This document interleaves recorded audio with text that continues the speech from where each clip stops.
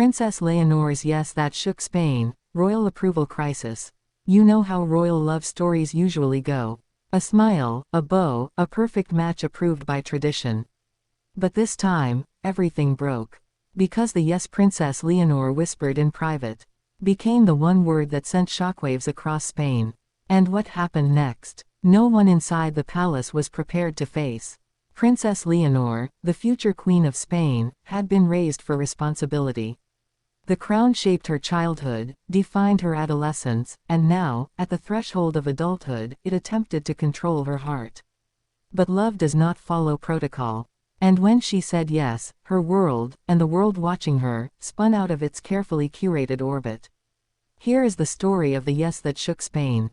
The yes that forced the monarchy into crisis. The yes that revealed the cracks hiding behind royal walls. It began quietly, without headlines, without advisors, without the weight of the throne sitting between them. His name was not meant to be attached to the future queen. Not in newspapers, not in royal dossiers, not in whispered conversations between aristocrats. But fate has a way of placing people exactly where the heart will find them. Leonor met him at a moment when she needed grounding more than anyone realized.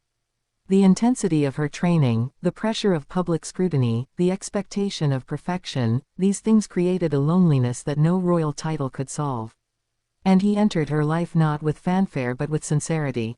His presence steadied her, his voice anchored her, his honesty disarmed her. He treated her like a woman seeking clarity, not a princess rehearsing for a throne. As seasons passed, their connection deepened. Every shared conversation sharpened into something unspoken. Every accidental brush of fingers carried weight. Every moment between them felt impossibly right. But in the royal world, right and allowed are not the same. Still, Leonor was young enough to hope, and brave enough to want. On a quiet evening, away from cameras and advisors, the truth emerged between them. He confessed his feelings not with royal eloquence but with human fear. And when he asked whether she felt the same, Leonor, with a heart that had never been hers alone, finally claimed one moment for herself. She said yes. A soft yes. A trembling yes. A yes filled with hope and danger and a future neither of them understood. But the palace understood. They understood immediately. Because when a princess gives her heart to someone outside the royal blueprint, everything is threatened: image, alliances, traditions, the monarchy's carefully protected stability. And while Leonor saw love, the institution saw risk. The whisper of her yes traveled faster than she expected. Advisors heard it. Politicians heard it. Wealthy families with centuries-old influence heard it. And within days, the royal household entered what would later be described as the quietest crisis the Spanish monarchy had faced in decades. Spain loves its future queen. But Spain also fears change. And in this fear, Leonor's yes became a national dilemma. The first wave of the crisis came through private channels. Advisors urging caution, royal aides warning of consequences, letters from aristocratic families reminding the palace of tradition. The message was clear: the monarchy survives by alignment, not disruption. And this young man, good, loyal, steady, was not someone Spain had prepared for. The second wave came from politicians who believed the monarchy was already fragile. They argued that Leonor's partner must reinforce stability, not challenge expectations. They wanted someone compatible, a word that felt like a cage. But the third wave, the deepest cut, came from the public. Not everyone rejected her choice. Many supported her. Many admired her willingness to love someone outside privilege.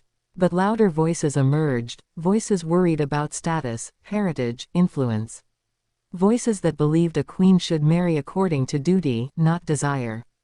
Social tension rose. Commentators took sides. Analysts argued live on television. Newspapers printed speculative headlines. Overnight, Spain's most beloved princess became the center of a storm she never asked for. Through all of this, Leonor held her ground. But inside her, a battle raged. Her heart told her one truth. Her crown demanded another. Her mother, Queen Letizia, saw it first. Leonor's silence, the way her eyes drifted off during meetings, the tension in her shoulders, these were signs only a mother could read. Letizia knew the cost of marrying into royalty. She had lived it herself. She understood sacrifice, pressure, criticism. And yet, she also understood love. She could not advise Leonor to abandon her heart entirely, even if the monarchy silently requested it. King Felipe struggled quietly. He adored his daughter. He admired her strength and believed in her future. But he also bore the responsibility of ensuring Spain trusted the monarchy. He saw both sides of the crisis, and in his attempts to protect her, he risked appearing to push her away from the life she wanted. Sofia, Leonor's younger sister, became her confidant. She listened, comforted, and reassured her that being human did not make her weak. Sofia knew Leonor better than anyone. And she knew that this yes was not a childish crush. It was real, deep, timely, and dangerous. But even love backed by loyalty can face impossible walls. The palace arranged a closed-door meeting involving senior advisors and the king. Leonor attended not as a daughter seeking understanding, but as a future monarch expected to demonstrate discipline. They did not threaten her. They did not forbid her. Instead, they presented the reality. Her choice carried consequences that could alter Spain's trust in her reign before it even began. They asked for time. They asked for patience. They asked for reconsideration. But what they truly wanted, without saying it, was for her yes to become a no. Days passed. Then weeks. The crisis deepened. The media grew relentless. Royal watchers analyzed every expression, every silence, every public appearance. And still, Leonor refused to withdraw her yes. But the deeper question lingered: could she remain loyal to Spain without betraying herself? This inner conflict brought her to the person at the center of the storm. The man she cared for. The man she had said yes to. When they met again, quietly, protected from the world, he looked at her not with hope, but with heaviness. He knew the pressure she faced. He understood the crown's influence. He feared the backlash she would endure. And he loved her enough to consider stepping back. Leonor refused to let him speak first. She told him what the palace had asked. She told him about the advisors, the headlines, the public debate. She told him the truth, that her yes had ignited a crisis far bigger than either of them. But then she told him something else. Something that surprised even him. She said she wasn't afraid of scandal. She wasn't afraid of criticism. She wasn't afraid of losing support. She was afraid of losing herself. For the first time, she allowed herself to question what she truly wanted. Not what tradition expected, not what the monarchy demanded, not what Spain preferred, but what her heart, quiet and persistent, had been trying to tell her. He listened. He held her hands. He searched her eyes for the truth behind her words. And then he asked the question no princess should ever be forced to answer. Do you want me, or do you want your kingdom to be proud of you? Leonor froze. The room fell silent. Her breath caught. Because the real crisis was not happening in the palace. It was happening inside her. Could she rewrite a centuries-old expectation? Could she love and still lead? Could she choose him without losing Spain's trust? Could a queen have both a heart and a throne? There, in that moment, her world split in two. The monarchy's future hung on her next decision. Her happiness hung beside it. Her yes had started a national uproar.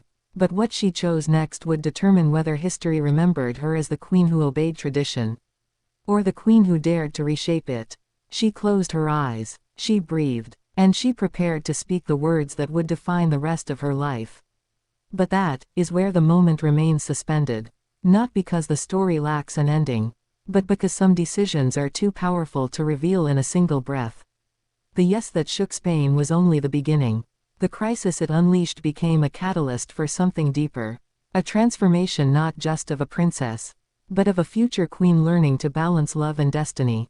And whether her next answer is yes or no, Spain will never forget the moment Princess Leonor proved that even a future monarch has a heart strong enough to challenge the crown.